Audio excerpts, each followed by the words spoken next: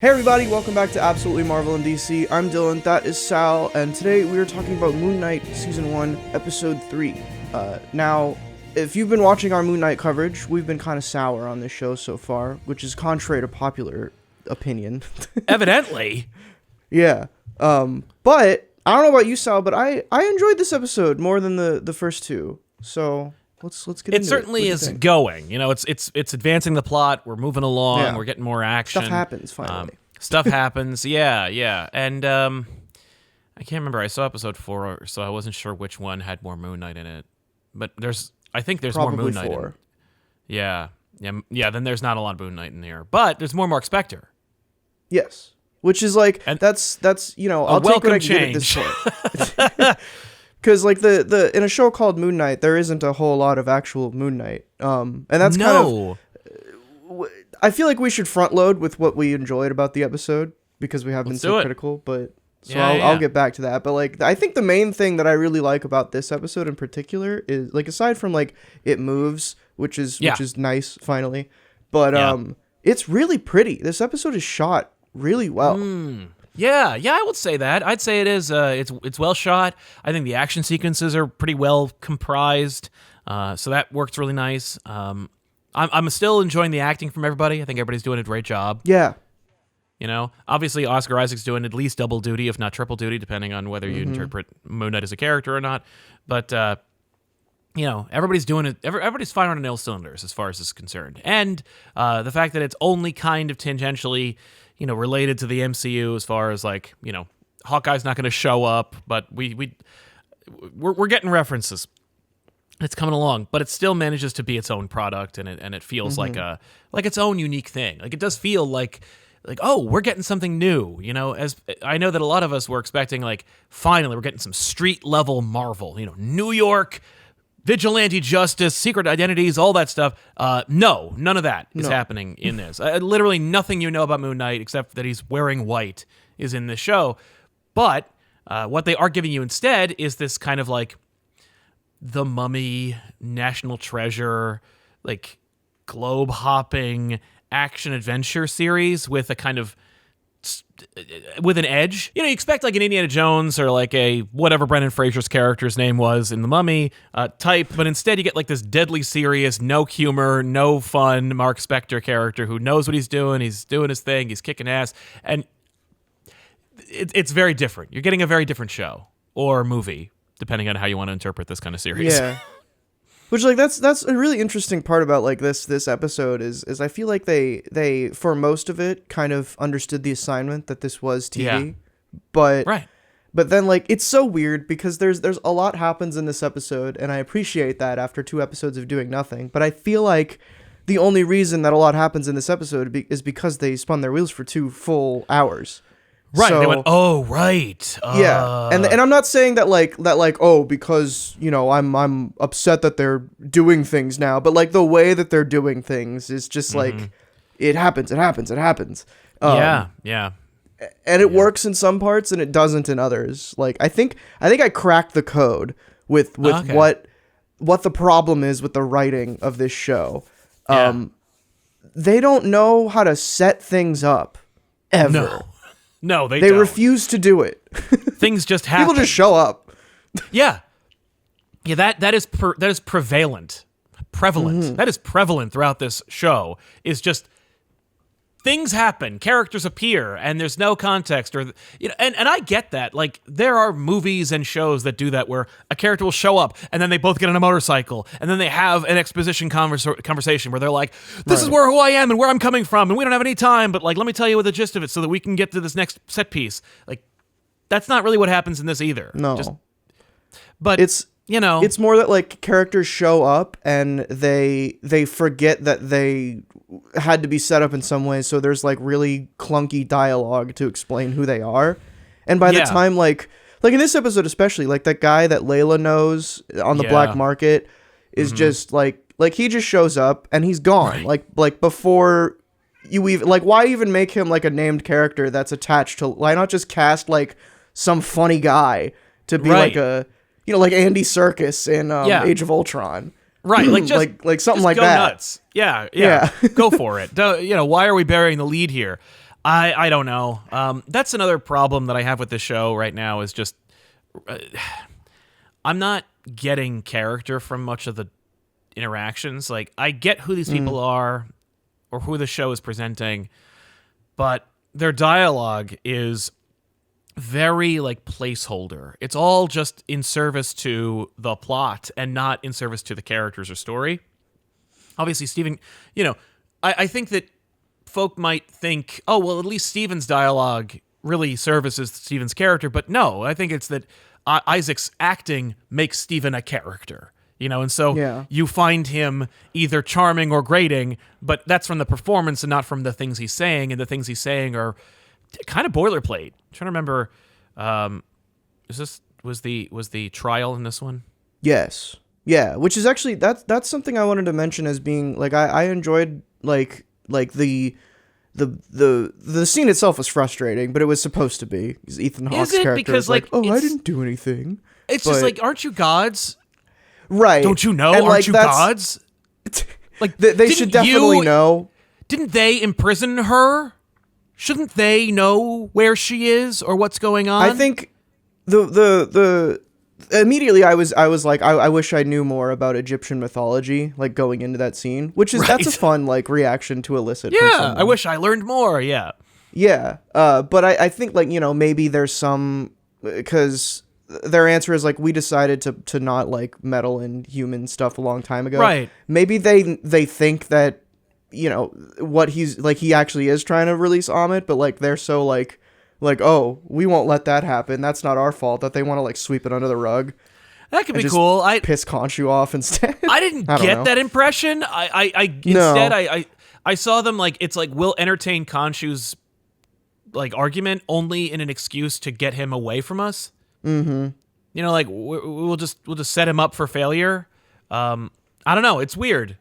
I did like the interplay. Like that Khonshu is persona non grata among the gods, and that like nobody likes him, and that I think Khonshu is still perfect in this show. Yeah, I think everything about him is great. The voice seemed less goofy the more I hear it, but I also, I like the idea of how they're presenting Khonshu in this. It's cool, it's fun, and you get more, and it's not all dropped at once, and so you're just getting information as a show or movie should. Like you're getting that information like piecemeal and through interaction. That is like that's a perfect like Khonshu, and I feel like some of Mark and Steven are good examples of the show being intelligent and setting things up with exposition that isn't shoved down your throat. Because like Khonshu, like there's a moment in this episode before they do the weird time and space wheel thing where Khonshu was just standing far away, and he just pops up and he says, "I remember that night. I remember every night." And there's like a hint of sorrow in his voice, and it's like, that's interesting. Right. Like, that's cool. Cool storytelling. That was cool. And then you go like, what are the rules of this universe? Because we're not allowed to see Anubis dogs in fights, but everybody sees the sky move. Yeah. That was the moment where like, because we talked about a little bit last week how this show isn't like fully set in the MCU, and I was like, I don't know, it could be. It's over in London. Yeah, now they're over in Egypt. Yeah. And but now they've changed the entire like cosmos for a little bit and made a point to show regular people reacting to it. Right, so, like they're all like, ah, yeah. Yeah.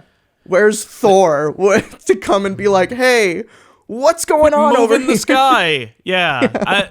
I know. Well, thankfully he's in space, so at least he isn't like, but is he moved around? I don't know. Yeah, those stars are pretty far. Like Yeah. Don't think about it. That's what they'd like you to say. No. And I know that's this a tale as old as time is like in Marvel anything and shared universe anything. Don't think about it too hard. But also like maybe don't make your street level hero change the position of stars and have it actually be seen. Like you could have very easily just had Khonshu been like, we're doing this, but no one else is seeing it. Right. Which they did before. Like that's the thing is they've done it already. So they pick and choose. I don't know. It was fun. There was a scene I really enjoyed where they're in the desert and they're being chased and it's in the dark. And I was like, that was cool. It was like tense and scary and like because it's like I equate desert action sequences to open ocean action sequences, where it's like there's nothing in any direction, Right. So you're alone, and I'm like, that's cool. It's fun to see that. Overall, I enjoyed the episode. There's a lot more mythology at play. We get a little of an indication as to like more about Ethan Hawke's character and who he is and what he wants. What's his name? Is it Hora? No, it's I don't remember. Hang on. Was it Harrow? Harrow. It is Harrow. I think that's Arthur correct. Harrow. Yay. Okay. Arthur Harrow. Yeah. Fair enough. Harrow.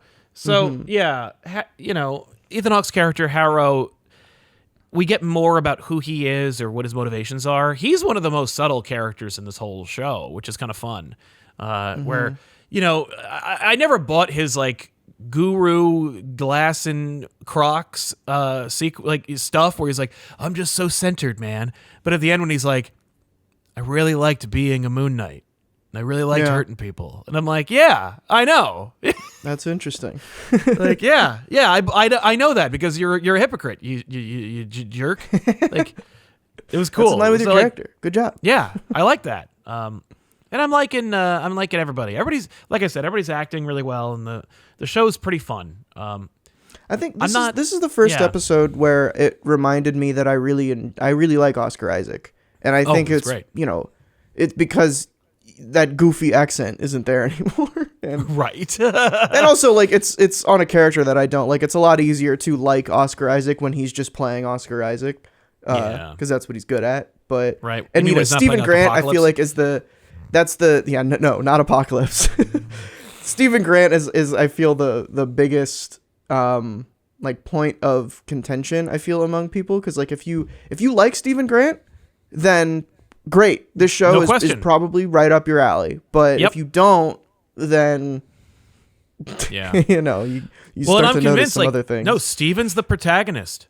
Like, he's our main character, and especially because he's so easy to, like, the writers I'm pretty sure wrote the show in reverse, where they were like, we're gonna go to Egypt because Moon Knight and Egyptian gods.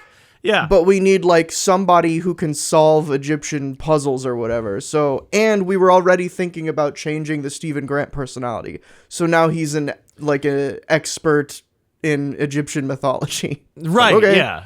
Yeah. Sure. But he's not so quick to punch. So, well, that's when he lets Mark out. Yeah. Yeah. Should we talk about speaking of letting other personalities out, there is a third personality in this episode that we don't see. And I think because he's like, I didn't do this. Yeah. Yeah. Something I really hated about the first episode was when we didn't see Mark at all, really, and they kept cutting away from the action in the same way that they cut in this episode. But in that episode, it was frustrating because it's like, I want to see that. Like, stop taking... I want to watch the Moon Knight show, not the Stephen Grant is scared of everything show. Yeah. But that's fair. In this episode, like I'm intrigued because now you've established both of these characters, one of which would probably kill people, but is now suddenly like, I wouldn't do it in this way. You know what I mean? Right. Like, like when he's fighting the young person, when he's fighting the young person, and he's like, I'm gonna punch this kid, and he's like, now I'll just open palm slap him because he's not he's too young to be roped up in this, and nobody says that. You just get it from the acting, and I'm like, that's fun. Right. But yeah, no, someone else is killing everybody. Probably Jake Lockley. Yes. Like, I don't know what Jake would be. What accent they'll pick for him. Nor do I. He's in a taxi cab in this episode at one point. He is. There's a taxi cab. Maybe he was driving himself. I don't know. A friend of mine thinks it's Bushman, and I'm like, oh, okay. I know very little about that. I don't think they're gonna do Bushman. No. I think that that's Jake Lockley is the obvious. There's a third choice. guy. There's a third vote. There's a third name. Because there's like a little girl personality. That's in at the one Ultimate point Universe, in the comics. That's in the Ultimate Universe, and that's just Bendis, man. I don't know what that was all about. So he's also Spider-Man and Wolverine and Captain America sometimes. Right. I was about to say, like, there's maybe it's Wolverine. Wolverine stabs people. No. Oh my God! Why that's would how he they want get to the be X-Men Wolverine? in. Yeah, that's yeah. Maybe it's Mephisto. Maybe it is Mephisto. I guess we'll see. That would be. I would love it if they did a like Loki-esque sequence where one of his personalities is Captain America, and they were just like, "This is how we're gonna get." Like, Chris Evans like, "I'll come back, but only if I play Jake Lockley, the Captain America personality in Moon Knight." That would be such a bizarre lateral move for Chris Evans. So weird. Everyone would just be like, "What? No." I guarantee you, if Chris Evans did step foot on this set, though, the action would be better. Yeah. Yeah, the action is... I mean, the action's cool when it ever takes place, but my other problem, of course, and I think it's a problem persistent, pervasive throughout the whole Marvel Cinematic TV show universe, is the green screen use. It's egregious. The sequences on the rooftops... You could see the feathering around people. I'm just like, man, like... They're working quick and fast on these. I know. It's just you gotta put them out. I know what the sky looks like against a person. Like... I will say, that stuff I excuse, mostly because Khonshu looks fantastic. He does look dope. That is where you would have... hit everyone. Like if Khonshu looked like a PS2 video game model, it's over. Like, or if he was a cloud or something, it would have been rough. The thing that the reason why I'm irked about it, and it's the only reason why I'm harping on it, why people in the comments hate me, that and among other things, but like, is because I was watching Corridor Digital, and they were talking, and maybe it wasn't them, but I was reading a thing in which they talked about how an aspect of the MCU that nobody talks about is that if they are having a particularly difficult time on set trying to capture it in camera, they will defer to post. They'll just say, because they have like panels, they have like green screen panels. They're like, slap a green screen panel and we'll throw it to the post production crew, because the digital effects departments are the only non-unionized groups in the film industry that could work on that. So they can, so I can throw like a really difficult sequence against green screen, throw it to them and have them work like 26-hour days. Like just work until you bleed, and I don't have to pay you more or give you like hazard pay or let you like take breaks. And that's why there's like so many names. It's not just because they're like, it takes so much work to make it happen. It's because they will defer to CG work when a shot becomes kind of difficult. Right.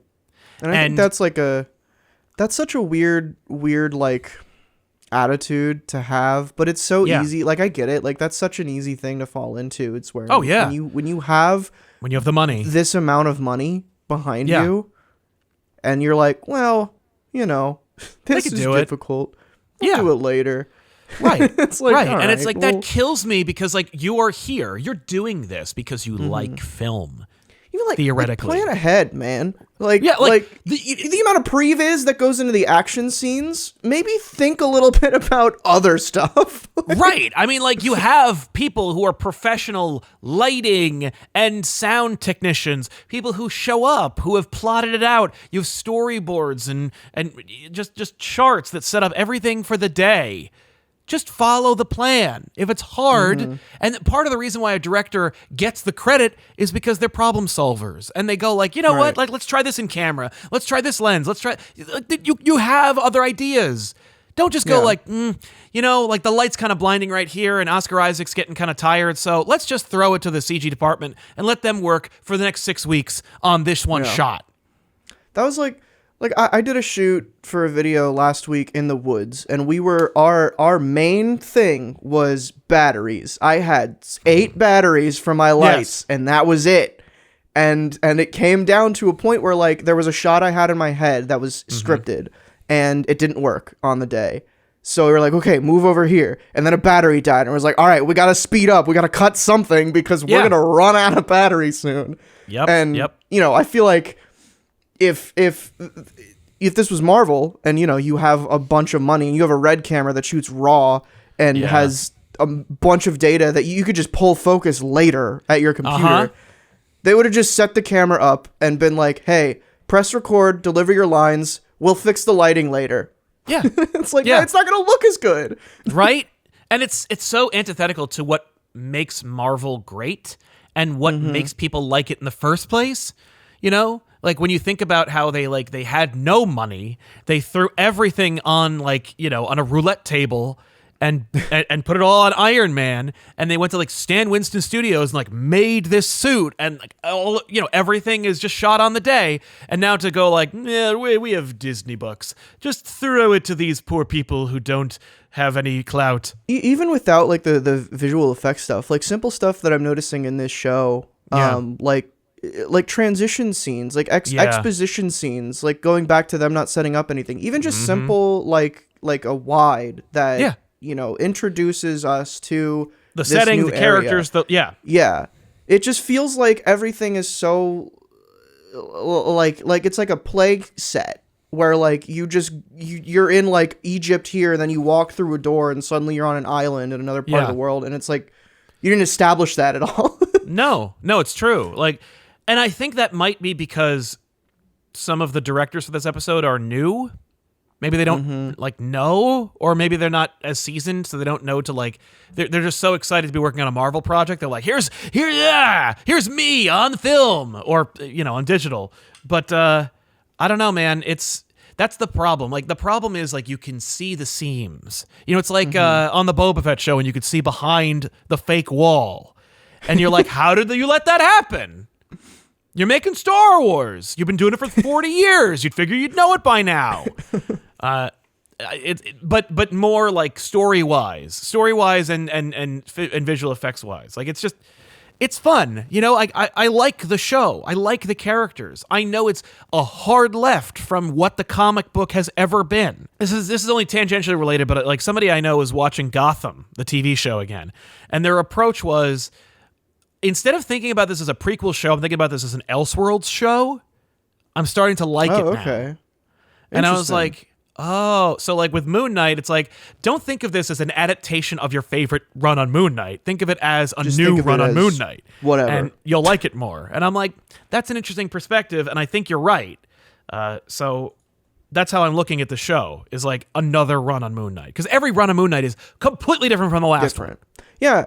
And that's what I was thinking, when you said that Moon Knight has never been like this before. I think the last Moon Knight comic I read, and I fell off of it, but it opens with him. It's the run, I think maybe it's by Jeff Lemire, where he's in a psychiatrist office, and the idea is that it's all been in his head the whole time, and Moon Knight was never real. And then by the end of the issue, you're in this Egyptian dimension with pyramids upside down everywhere, and it's whoa, this is crazy. Yeah. Moon Knight is a varying character. He depending on the you could do a lot with Moon Knight. So there's a reason why his theme is white, right? It's because he's a blank effing canvas.